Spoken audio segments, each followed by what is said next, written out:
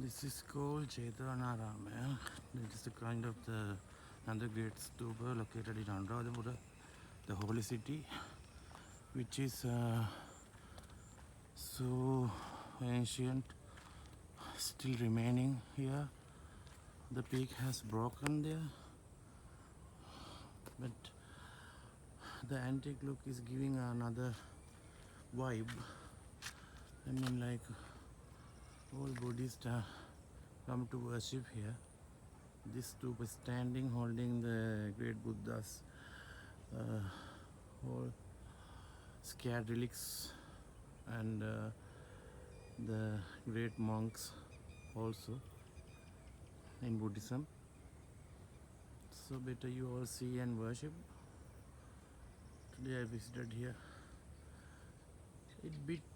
Little bit get dark, but still it's beautiful. With few lights down. Look how beautiful it's. I try to bring another video in a daytime how it's look, but still it's like very calm and quiet. Still standing very proudly. Sorry.